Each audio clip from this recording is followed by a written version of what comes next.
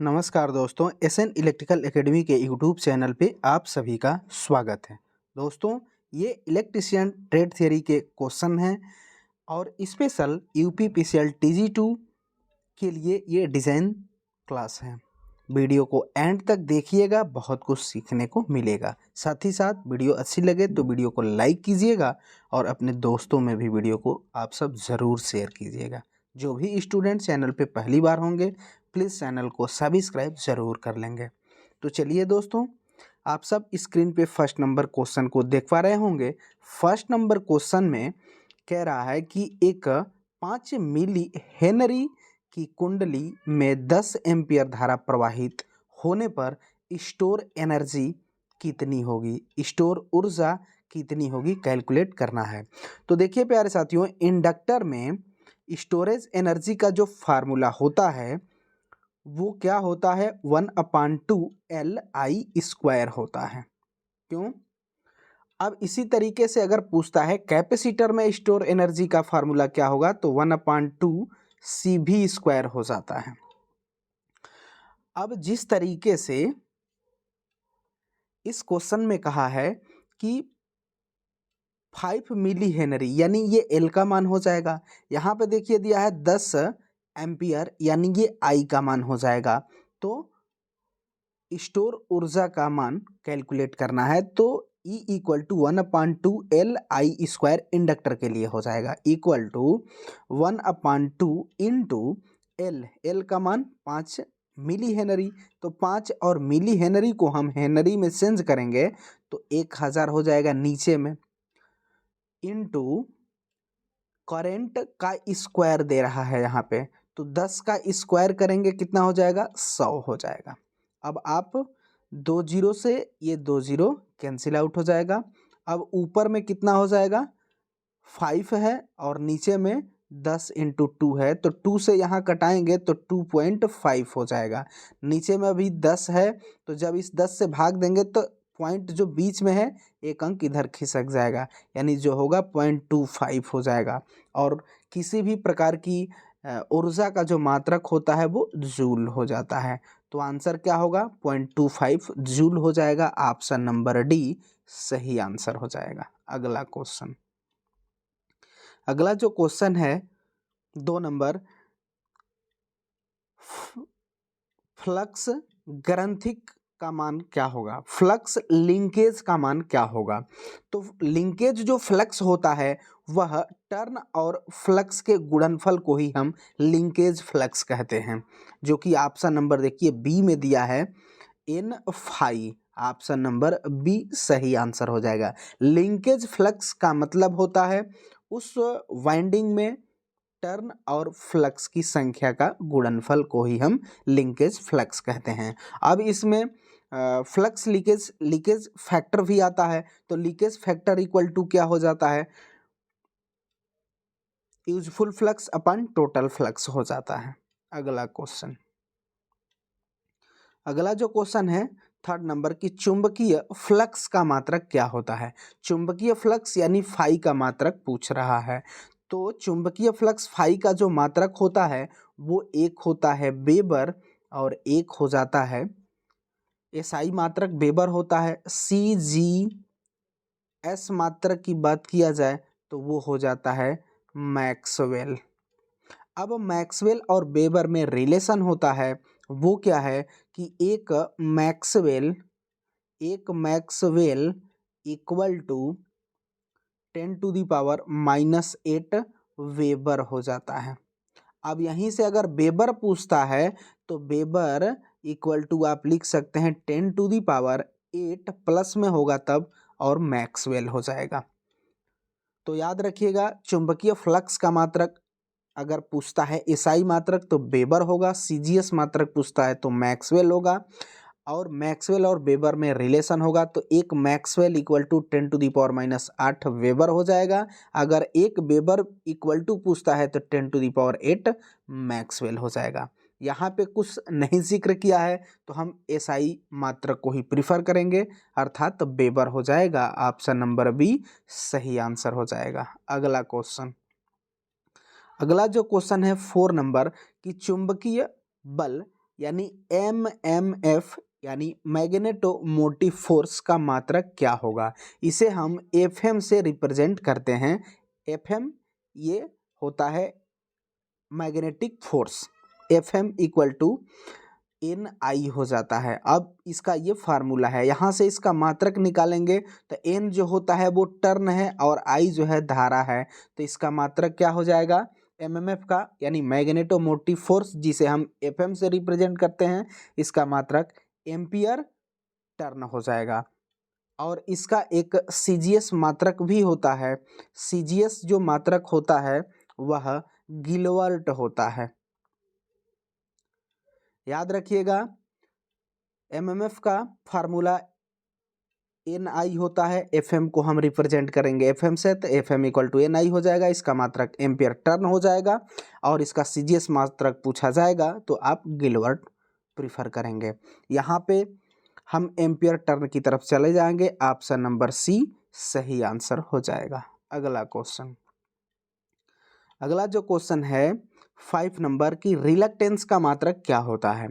Reluctance जो होता है मैग्नेटिक सर्किट में एक तरीके का रेजिस्टेंस होता है। जिस तरीके से इलेक्ट्रिकल सर्किट में रेजिस्टेंस के रूप में हम R प्रतिरोध को जानते हैं, उसी तरीके से मैग्नेटिक सर्किट में हम रेजिस्टेंस के रूप में रिलक्टेंस को जानते हैं। अब इसे हम RM से रिप्रेजेंट करते हैं और RM इक्वल टू होता है FM अपन फाई हो जाता है, और FM वही मैग्नेटोमोटिव फोर्स है, तो इक्वल टू इसे हम NI कह देंगे अपन फाई हो जाएगा। तो यहाँ से इसका मात्रक निकालेंगे RM का यानी रिलक्टेंस का, तो N यानी टर्न है और I करंट है, तो ऊपर में मात्रक क्या हो जाएगा एम्पियर टर्न अपन ये फाई है, तभी पीछे में हमने फ्लक्स का आपको मात्रक बताया, वो क्या था वेबर था, तो ये वेबर हो जाएगा। अर्थात रिलक्टेंस का मात्रक क्या हुआ एम्पियर टर्न बाई वेबर, या इसका CGS मात्रक भी होता है। CGS जो मात्रक होता है वो हेनरी इनवर्स होता है। अब ऑप्शन पर देखिए, ऑप्शन नंबर D में एम्पियर टर्न बाई वेबर दिया है, ऑप्शन नंबर D सही आंसर हो जाएगा। रिलक्टेंस का एक और फार्मूला आपको देखने को मिलता होगा, उसे हम S से, रिलक्टेंस को कहीं कहीं RM से भी रिप्रेजेंट किया जाता है और कहीं कहीं S से भी रिप्रेजेंट किया जाता है, समझिएगा ये रिलक्टेंस ही है। तो S इक्वल टू L अपन μ0 μr इंटू A, यह भी रिलक्टेंस का ही फार्मूला होता है। अगला क्वेश्चन, अगला जो क्वेश्चन है 6 नंबर में है कि एक परिनालिका जिसमें 1000 टर्न में 5 सेकेंड में फ्लक्स का परिवर्तन से 20 वोल्ट प्रेरित होता है, तब फ्लक्स का कुल परिवर्तन क्या है।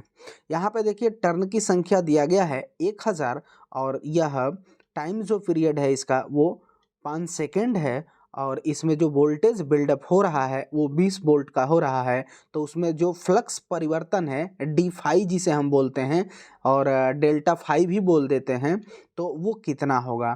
तो E equal to N D phi अपन dt हो जाएगा। अब देखिए डी फाई ही यहाँ कैलकुलेट करना है। वोल्टेज देखिए E जो है वोल्टेज है, तो इसका मान दिया गया है 20 इक्वल टू टर्न देखिए यहाँ पे N है, तो ये turn 1000 into D phi calculate करना है अपन dt यानी टाइम दिया है 5 सेकेंड। क्रॉस मल्टीप्लिकेशन जब आप करेंगे तो 20 पाँचे 100 हो जाएगा इक्वल टू 1000 डी फाई हो जाएगा। जब आप डी फाई का मान निकालेंगे तो ये 1000 इसमें भाग चला जाएगा, यानी 100 अपान 1000 हो जाएगा।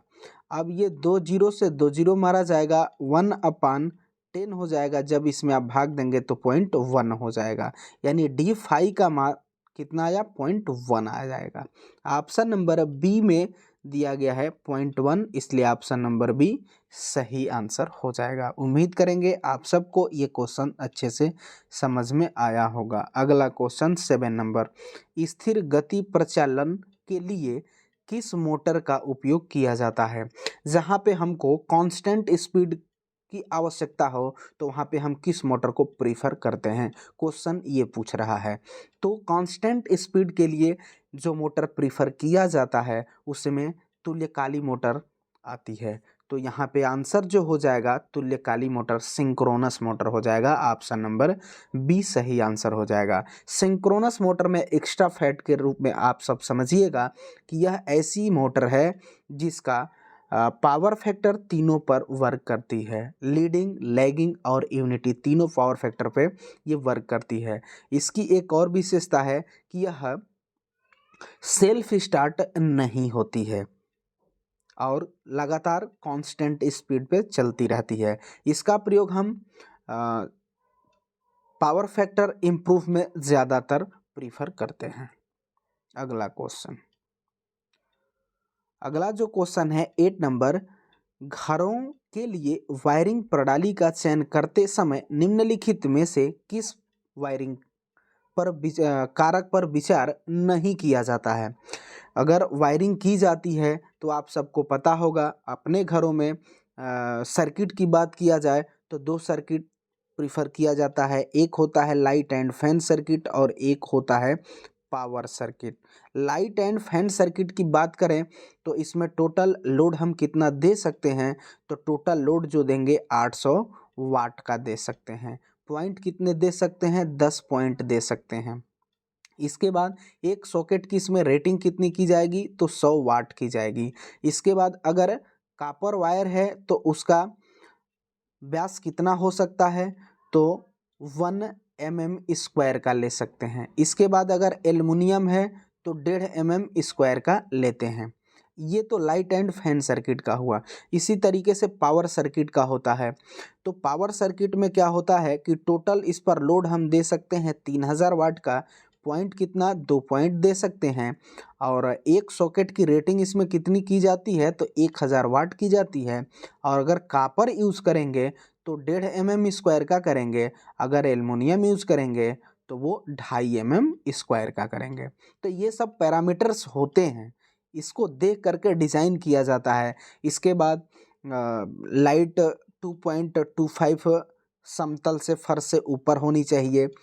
कंट्रोलिंग बोर्ड जो होता है 1.3 मीटर से 1.5 मीटर पे होना चाहिए। तो ये हैं। तो सुरक्षा, अगर वायरिंग हम कर रहे हैं तो सेफ्टी पर्पज़ को उसमें ध्यान देंगे, तो सुरक्षा को तो देंगे। अस्थायित्व, जो हमने रेटिंग कर दिया है उस पर सारे उपकरण चलने चाहिए, इसकी भी होनी चाहिए। लागत का भी हम ध्यान रखेंगे। उसमें रहने वाले व्यक्तियों की, उस रूम में रहने वाले व्यक्तियों की संख्या को विचार नहीं किया जाएगा, न उसमें वो होगा। इसलिए कहा है कि नहीं विचार करने वाला कौन है, तो उसमें रहने वाले व्यक्तियों की संख्या।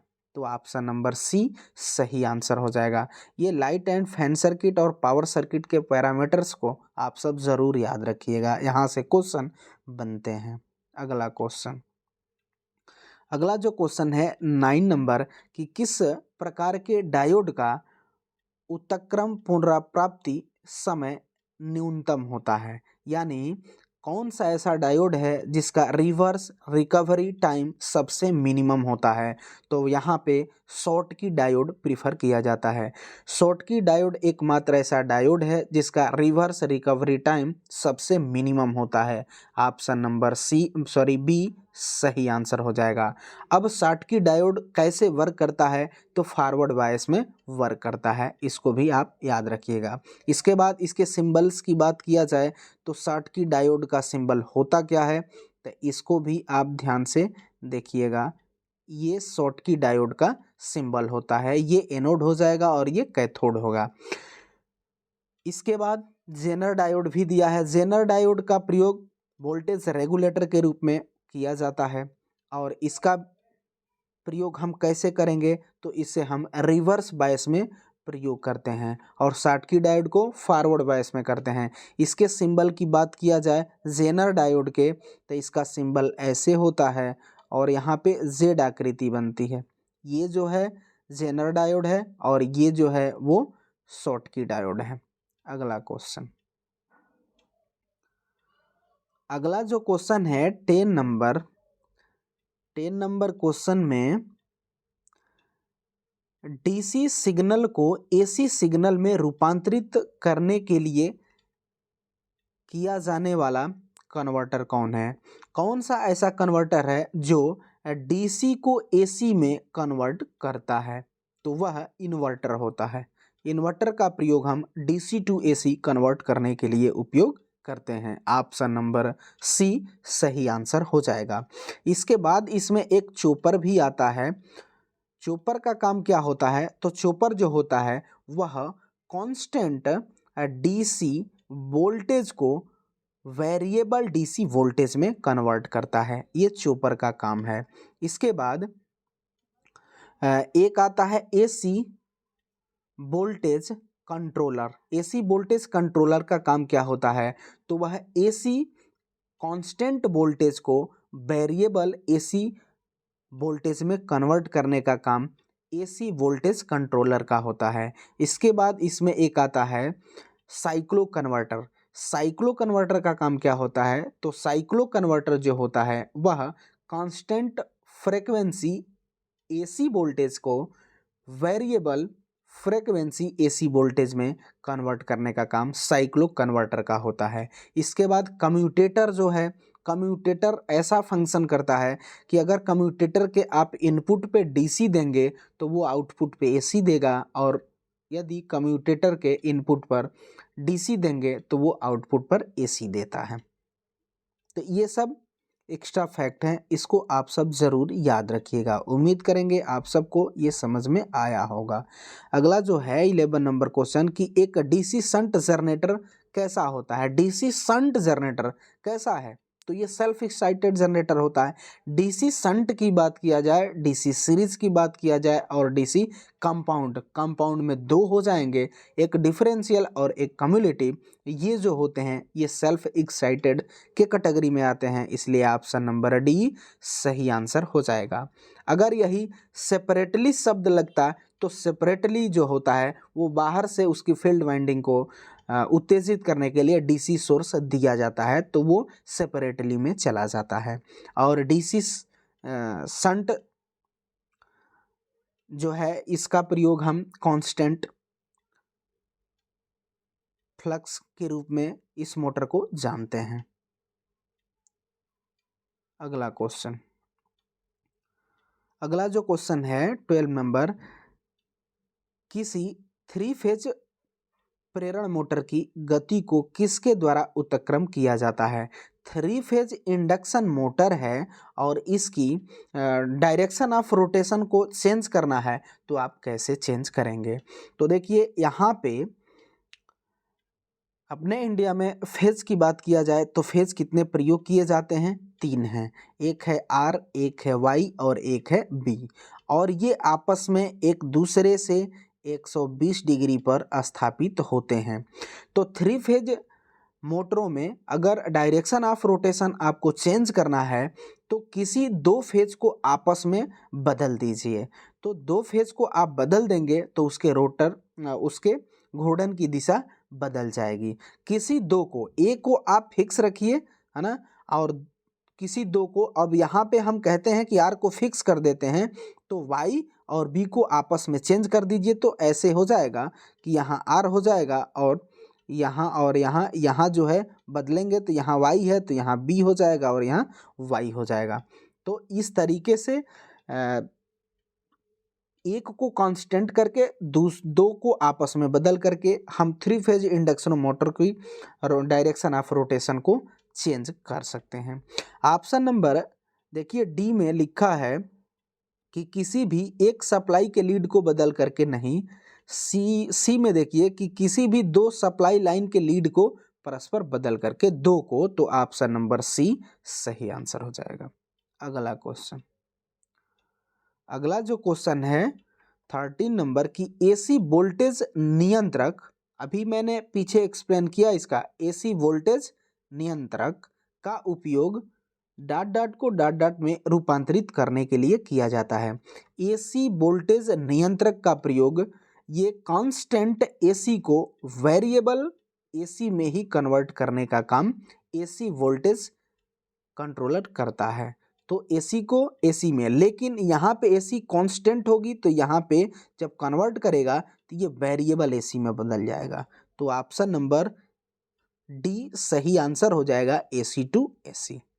अगला क्वेश्चन,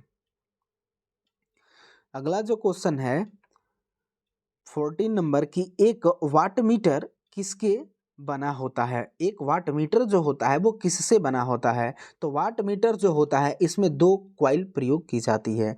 एक कॉइल को हम सीसी कहते हैं और एक को पीसी कहते हैं। सीसी को करंट कॉइल, इसी का दूसरा नाम फिक्स्ड कॉइल होता है। पीसी को प्रेशर कॉइल और इसी का दूसरा नाम वोल्टेज कॉइल भी होता है। इसमें क्या होता है कि करंट कॉइल में टर्न जो होता है वो कम होता है और इसका जो वायर होता है वो मोटा होता है। मोटा होने से, मोटा ज़्यादा है और टर्न कम है, ऐसा करने से इसका वेट बढ़ जाता है, इसीलिए करंट कॉइल को स्थिर रखा जाता है, इसीलिए करंट कॉइल को फिक्स्ड कॉइल भी कहा जाता है। इसके बाद पीसी जो होती है, पीसी में टर्न ज़्यादा होता है और ये जो वायर होगा वो पतला वायर होगा, पतला वायर होगा, तो ये मूवेबल होता है, घूर्णीय होता है। तो वाट मीटर में कितनी कॉइल प्रयोग की गई? दो, एक सीसी जिसे हम करंट कॉइल किए और इसी का दूसरा नाम फिक्स्ड कॉइल कहे, जो कि कम टर्न और मोटा वायर रहेगा, और पीसी जो होगी, पीसी को प्रेशर कॉइल या वोल्टेज कॉइल कहेंगे, इसमें टर्न ज़्यादा और ये पतला वायर होगा। तो यहाँ पे ऑप्शन नंबर ए कह रहा है कि दो कुंडलियों से, एक धारा कुंडली और एक संभावित यानी प्रेशर कुंडली। तो ऑप्शन नंबर ए सही आंसर हो जाएगा। अगला क्वेश्चन, अगला जो क्वेश्चन है वो निम्नलिखित में से कौन सा विद्युत संयंत्र अक्षय ऊर्जा का एक प्रकार है? अक्षय ऊर्जा का कौन सा प्रकार है आपको आंसर करना है। तो चुंबकीय तरल गतिकी जो होता है एक अक्षय ऊर्जा का एग्जाम्पल है, ऑप्शन नंबर बी सही आंसर हो जाएगा। तो प्यारे साथियों, इस वीडियो में हम इतने ही क्वेश्चन का डिस्कशन करते हैं, बहुत जल्द इसका नेक्स्ट पार्ट भी लाएंगे। साथ ही साथ वीडियो अच्छी लगे तो वीडियो को लाइक कीजिएगा और अपने दोस्तों में भी प्लीज़ आप सब शेयर ज़रूर कीजिएगा। साथ ही साथ जो स्टूडेंट चैनल पे पहली बार होंगे प्लीज़ चैनल को सब्सक्राइब जरूर कर लेंगे, साथ ही साथ बेल आइकन को भी प्रेस कर लेंगे ताकि जो भी वीडियो चैनल पे अपलोड हो उसका नोटिफिकेशन सबसे पहले आपको मिल सके। तो चलिए इस वीडियो में बस इतना ही, तब तक के लिए bye bye, take care, thanks for watching this video.